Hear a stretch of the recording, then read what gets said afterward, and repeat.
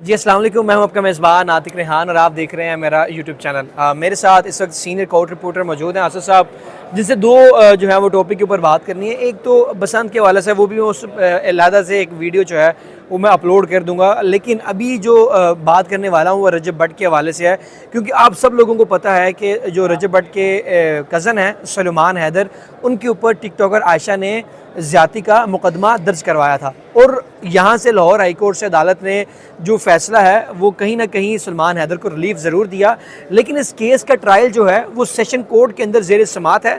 और उस ट्रायल के अंदर क्या हुआ, अदालत ने क्या अहकामात जारी किए और कौन कौन से मुजरिम हैं, मुलजिम हैं, इस हवाले से असद भाई से जानते हैं। असद भाई, पहले तो बड़ा शुक्रिया।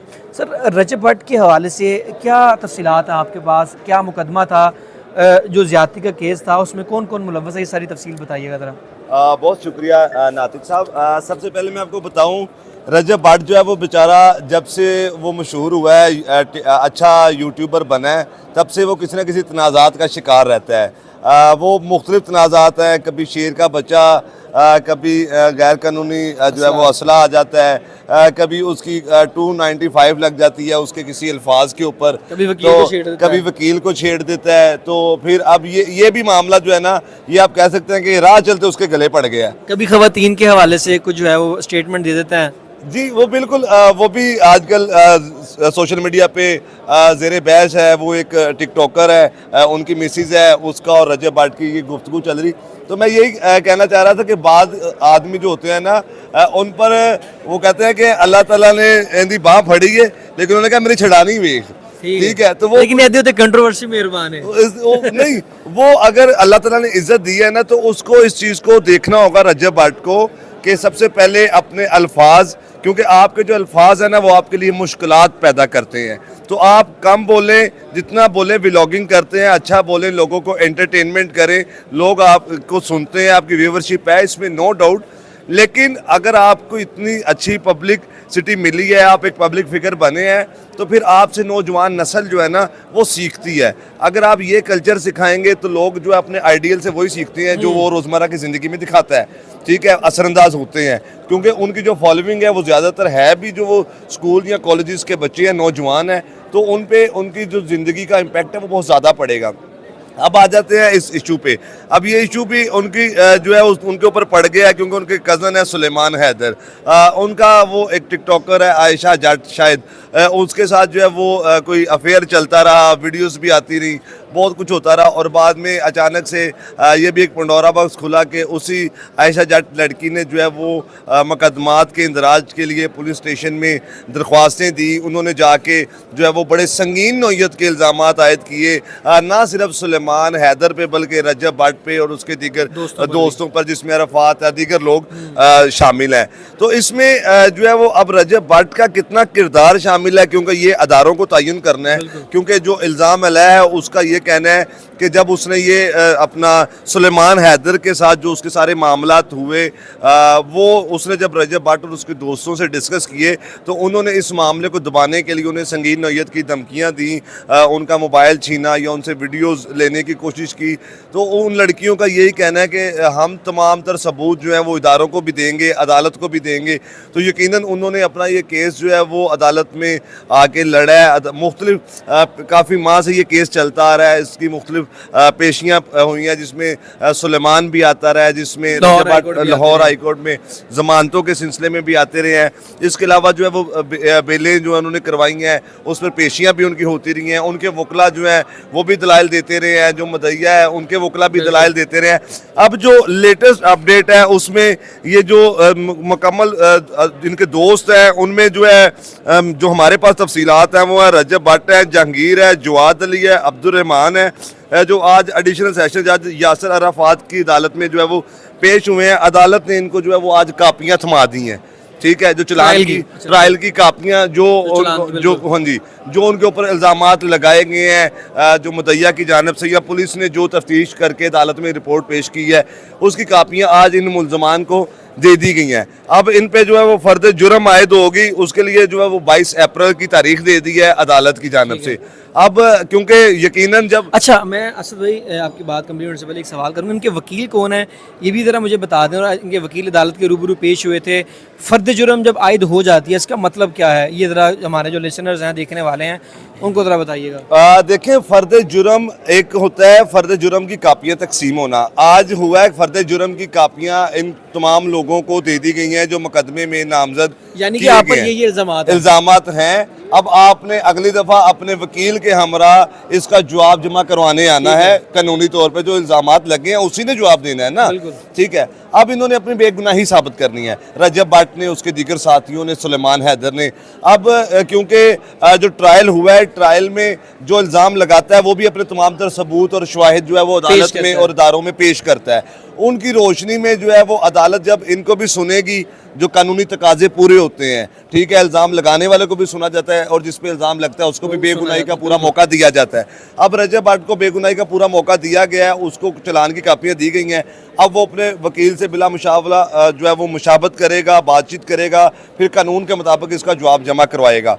जब चालान की इसके बाद जब जवाब ये जमा करवा देंगे, उसके बाद अदालत जो है वो दोनों फ्रीकैन के जो है वो जवाब की रोशनी में, कानून की रोशनी में फैसला करेगी कि आया इनमें से कौन गिल्टी है, कौन गुनाहगार नहीं है, ठीक है। फिर उसके बाद ये लग जाएगी फर्द जुर्म आयद हो जाएगी, ठीक है। दो ही चीज़ें होंगी, या तो अदालत इनको बरी कर देगी इल्ज़ामात से, जो है वो अगर ये अच्छा जवाब, अपना केस अच्छा जो है वो फेस करते हैं, लड़ते हैं, तो फिर अदालत रजब भट्ट को और इसके दोस्तों को जो है वो बरी कर देगी। अगर नहीं तो फिर इन पे फर्द जुर्म आयद होगी। और ये जो केस है इसके ऑफेंस जो है वो आप भी समझते हैं कि ये बड़ा संगीन नौयत का, किसी लड़की को हरासमेंट करना या रेप या ज्यादती या इस तरह की चीज़ें जो शामिल हैं, अगर इसकी जो सज़ाएं देखी जाए तो इसकी सज़ाएं बड़ी कड़ी हैं। 14 साल भी सज़ा हो सकती है, उम्र कैद भी सज़ा हो सकती है, 7 साल भी सज़ा हो सकती है। तो ये तो उसकी संगीनियत और उसके सबूत और जो है वो जो गवाह पेश करेंगे उस पर जो इज़्ज़त माब अदालत है वो फैसला करेगी। लेकिन रजब भट्ट को चाहिए कि वो इस किस्म के इशू से, फिर कहूँगा, कंट्रोवर्सी से निकले।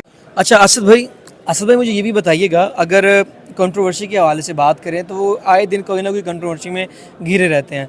आप अपनी मिसेज़ को उन्होंने डिवोर्स डीड भेजी, उनकी मिसेज़ ने वो स्टोरी लगा दी, उनके फॉलोअर्स से तकरीबन कोई 2-3 हज़ार, उसके बाद उनके फॉलोअर्स अब हैं 9 लाख से ज़ायद। इस स्टोरी के बाद लोगों ने उनको जो है बड़ा सपोर्ट किया और रजब भट्ट को जो है बड़ा लान तान किया। अभी फिर एक वीडियो वायरल होती है उनके बेटे की, तो वो इल्ज़ाम लग जाता है रजब भट्ट पे, और इस हवाले से उनकी जो मिसेज़ हैं वो स्टोरी लगा देती हैं कि जी इसमें रजब भट्ट और उसके दोस्तों ने ये वीडियो वायरल की है मेरी इजाज़त के बगैर। ये मुझे बताइएगा कि क्या चक्कर क्या है, कौन सी मामला हैं, जो कौन सी कंट्रोवर्सियाँ हैं कि हर कंट्रोवर्सी रजब भट्ट से जुड़ी है। देखें नातिक भाई, मुझे ये बताएं कि आपके वालिद साहब को या मेरे वालिद साहब को या किसी को अपनी, अगर वो सोशल मीडिया यूज़ करते हैं, उनकी फेसबुक पे या उनके स्टेटस पे तस्वीर लगाने के लिए क्या हमारी इजाज़त लेनी पड़ेगी? नहीं लेनी पड़ेगी। दूसरे नंबर पे रजब भट्ट एक सारी दुनिया को पता है कि एक पाकिस्तान का मशहूर यूट्यूबर है, सोशल मीडिया इन्फ्लुएंसर है, ठीक है। तो अगर उसने अपने बेटे की कफालत की जिम्मेदारी मुकम्मल अदा की है, उसने तमाम अखराजात उठाए हैं और आने वाले वक्त में भी उठाने का कहा है, और उसने बार बार कहा है कि मेरा जो कुछ भी है मेरे बेटे का है, ये बार बार हमने भी सुना है, सबने सुना है, ठीक है। और उसके बाद अगर वो अपने बेटे को प्यार करता है, मोहब्बत करता है, और उस मोहब्बत के वो जो लम्हात हैं वो अपने व्यूवर्स के साथ शेयर कर देते हैं, जो उसके चाहने वाले हैं या जो उससे मोहब्बत करने वाले हैं, तो इसमें कोई मुमामनत ऐसी नहीं है। और मैं समझता हूँ कि सोसाइटी को भी इस चीज़ पर सोचना चाहिए कि हर किसी की फैमिली के अंदर जाके घुस नहीं जाना चाहिए, हर एक की ज़ाती मामलात होते हैं। और रजब भट्ट की फैमिली के लिए मैं ये कहना चाहूँगा कि वो बहुत अच्छी फैमिली है, वो फैमिली व्लॉगिंग करती है, जहाँ पे वो अपने पेरेंट्स को अपने व्लॉग में लाता है, अपनी सिस्टर को लाता है, अपनी भतीजी भांजियों को लेके आता है, अपने दोस्तों को लेता है, उस अपने बेटे को भी वो ला सकता है, उसमें कोई मामलत नहीं है। उनकी मिसेस को ये चाहिए कि अगर उनमें आपस में कोई डिस्प्यूट चल रहा है या कोई इख्तलाफात चल रहे हैं, वो हर घर में होते हैं, हर मियाँ बीवी में होते हैं, लेकिन अपने घर की हर बात, हर मामला जो है वो सोशल मीडिया पर नहीं लाना चाहिए,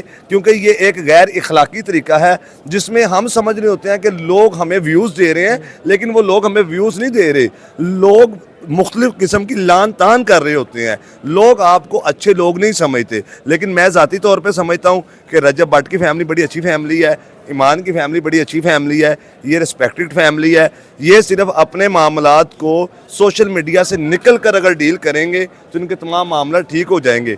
क्योंकि देखें, जब इंसान बुलंदी पाता है ना, जब उसको रिज़्क या इज़्ज़त या कोई मर्तबा मिलता है तो उसके यकीनन मुखालफिन पैदा होते हैं। ये दुनिया पूरी का फिनोमिना आप समझते हैं, हर एक के मुखालफिन पैदा होते हैं। अगर रजब भट्ट के मुखालफिन हैं या उसने पैदा कर लिए हैं तो इस पे उसकी फैमिली को चाहिए कि उसको सपोर्ट करे, उसको जो है जो भी मामलात है मिल पे, ये छोटी छोटी चीज़ें, बच्चे की वीडियो क्यों डाली, ये क्यों कर दिया, वो क्यों कर दिया, या रजब भट्ट जो है उसको चाहिए कि वो अपने मामलात, वो एक समझदार लड़का है और समझदारी से समझबूझ के साथ अपने ससुराल में बैठ के इन मामलात को हल करे।